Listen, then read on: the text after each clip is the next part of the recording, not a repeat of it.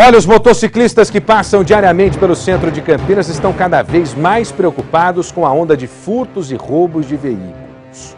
Na rua 14 de dezembro, por exemplo, a ousadia é tanto que os crimes acontecem em plena luz do dia. Alicia Manjavac tem os detalhes e traz pra gente aqui, ó. Olho na notícia. É com ousadia que criminosos agem em plena luz do dia no centro de Campinas. Eles ignoram a possibilidade de serem vistos e roubam motos como se fossem os donos delas. Sempre chega em dois numa moto, um pega a moto e vai embora. Em seguida, os assaltantes empurram o veículo até a rua ao lado. Esse sacramento aqui, dá tranco e vai embora. De acordo com os motociclistas, quase todos os dias motos são roubadas nesta rua. Nem mesmo a câmera de segurança inibe a ação dos bandidos. Que não adianta, não pega. Sem escolha, Gilson costuma parar a moto dele nessas vagas, mas sabe do risco que está correndo. Um amigo já foi roubado. Ele chegou às 7:50 da manhã, como de costume, e estacionou normal. Quando foi na hora do intervalo, ele saiu para tomar café, sentiu a falta da moto, já não estava mais. O mesmo aconteceu com dois motociclistas conhecidos de Rubem. Eles estacionaram aqui, foram assistir às aulas nesta escola e quando voltaram, foram surpreendidos. A gente chegou, deixou a moto, todo mundo como sempre deixa a moto aqui, entramos e na hora que a gente foi sair para o intervalo encontramos a mesma situação que o pessoal sempre fala, a moto não estava mais. Com tantos furtos, este segurança afirma que já pediram para que ele cuidasse das motos, mas ele preferiu ficar responsável apenas pelos carros, que segundo ele, aqui são menos visados. Muito arriscado, minha pele não é para tamborim não. Dá muito medo, já tem pessoas que eu sei que tem moto, mas não vem de moto por falta dessa segurança. Vem de ônibus mesmo, para o medo de perder essa moto. E 4 pessoas foram executadas em frente ao bar em Campinas. A chacina ocorreu próximo ao local onde um militar da aeronáutica foi morto com 29 tiros de fuzil no último domingo. Leandro Maia, quem tem os detalhes e traz pra gente. Vem comigo aqui, ó. Olho na notícia. 4 nomes marcados com sangue. Anderson Santos Cruz, de 30 anos, Edson Martins de Freitas, de 29, Tiago Bonifácio Caetano, de 23 e Murilo Henrique Rodrigues dos Santos, de 15 anos. Todos mortos em uma chacina que chocou os moradores do Jardim Capivari, em Campinas. As vítimas estavam em frente a um bar quando 4 homens chegaram armados e encapuzados em 2 motos e efetuaram diversos disparos. Na parede ficaram as marcas das balas. 3 homens morreram na hora. O menor de 15 anos foi socorrido, mas também morreu. A chacina aconteceu por volta de 10 horas da noite, momento em que havia muita gente e até crianças na rua. Com os disparos, houve correria e pânico, e os criminosos conseguiram fugir. No chão, a polícia apreendeu cápsulas de pistolas calibre 380 e também 45 que são de uso restrito. Na manhã seguinte do crime, parentes das vítimas estavam desesperados. Sem saber quem eram os autores dos disparos, todos estavam com medo de dar entrevistas. As vítimas não tinham passagens pela polícia. Um inquérito deve ser aberto para saber se a chacina tem relação com a morte do cabo da aeronáutica que foi morto no domingo. Luiz Henrique Pereira da Silva, de 31 anos, levou 29 tiros de fuzil. As marcas ficaram no carro do militar. Olha, nós estamos no mês de agosto, talvez o mês de agosto mais sangrento dos últimos anos aqui em Campinas. Essas 4 mortes aí já dá umas 20 mortes desde o início do mês, ô Leandro? Dá, hein?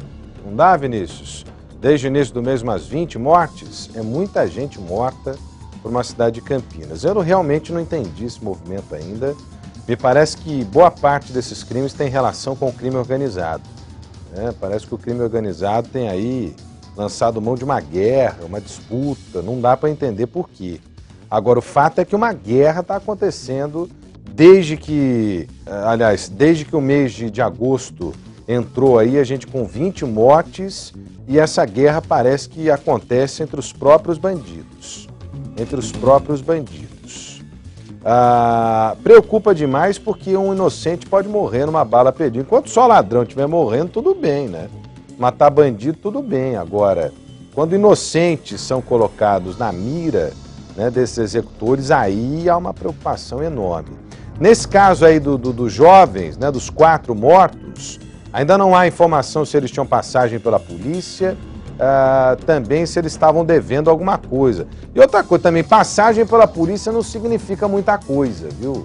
Hoje eu aprendi mais uma, que é assim, ó, passarinho que anda com morcego amanhece Amanhece de cabeça para baixo. Aprendi mais uma hoje, que essa eu não sabia, essa eu não conhecia. Mas em Minas Gerais eu acho que não tem morcego, só tem passarinho. Aliás, o que tem de canarinho da terra lá é um negócio maravilhoso. Tem morcego sim, Alexandre, eu tô brincando. O Alexandre sacudiu a cabeça negativamente. Lógico que tem morcego. Deve ter hematófagos, frutitóficos e tóficos e o que você imaginar aí, tá? Mas tem, tô brincando. Mas essa história eu aprendi hoje. O fato é, eu não vou lançar a mão aqui de qualquer juiz de valor desses 4 aí que foram executados. A família está dizendo que são inocentes, mas nós precisamos saber exatamente o que está acontecendo. Ninguém mata 4 pessoas de graça de uma vez.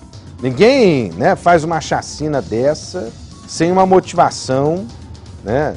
Nada justifica, mas sem uma motivação, sem um motivo. E é isso que a polícia está investigando.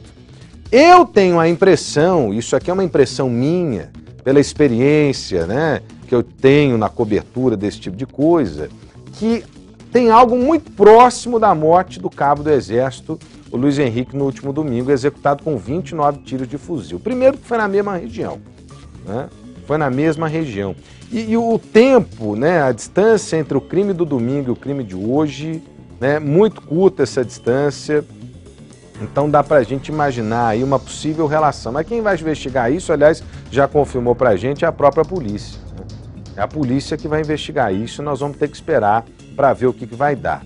Eu falei agora há pouco aqui de bandido que está morrendo por aí, né? Eu prefiro que morra o bandido que morra o cidadão de bem, né? O cidadão de bem. E, infelizmente, coincidência ou não, um ex-detento morreu depois de ser baleado e provocar um acidente na região central de Hortolândia. Ele é ex-detento, já havia cumprido tudo o que tinha que cumprir, já estava fora da cadeia, né? Já havia prestado todo o seu... cumprido com tudo aquilo que estava devendo para a sociedade, estava na rua. Mas alguém, né, não passou com ele no mesmo espaço, foi lá e executou o ex-detento. E a gente pegou o flagrante desse momento, né, em que um acidente aconteceu depois que ele perdeu o controle do carro que ele dirigiu. Leandro Maia tem os detalhes dessa reportagem.